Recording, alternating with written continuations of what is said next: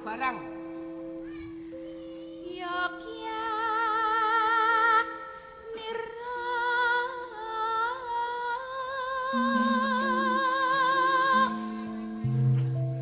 kepiye Kang Mas? Ya lumayan diajeng. Kang para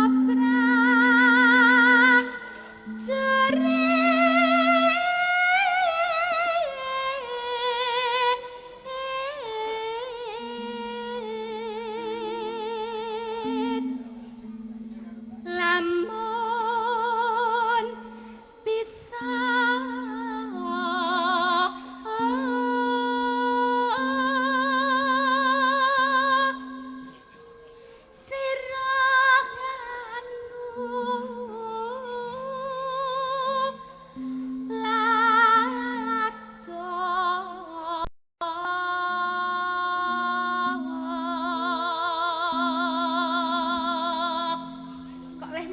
kok sajak piye to Le? Ora aku gumun lho, Pak. Gumun piye? Bareng tak manfaatke iki nggon iki lho. Apa swara iki kok ora ana inil-inile lho. Oh, iki arep dienggo 3 dina 3 bengi mbladek terus ora bakal gerak. Lah ngopo? Ora ditelak to. Tok ing ngundi cari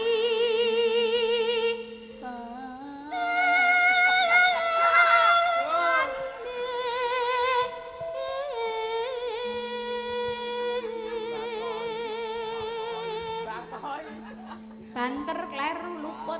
Ora iso cang gendeng ya, Pak. Tenane lho.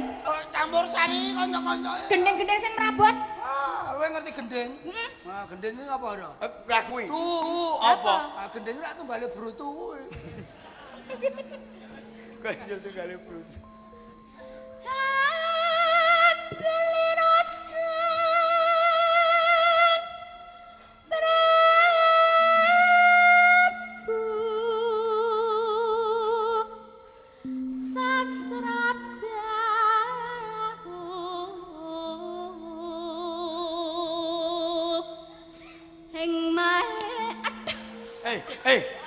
Kowe kok njer plak-plek lho. Kaya ngono lho, Mas. Ngopo? Wong ayu-ayu nyanyi apik-apik kok dirubung laler.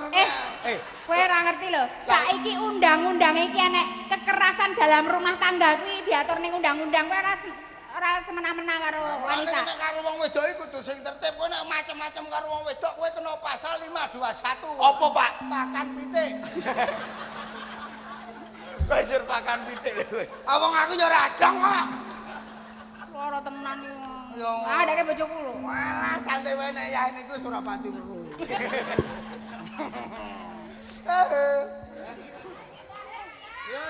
Lah, iki. Oh.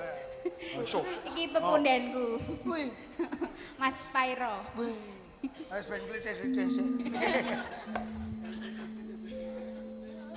Tekan ngendi mau?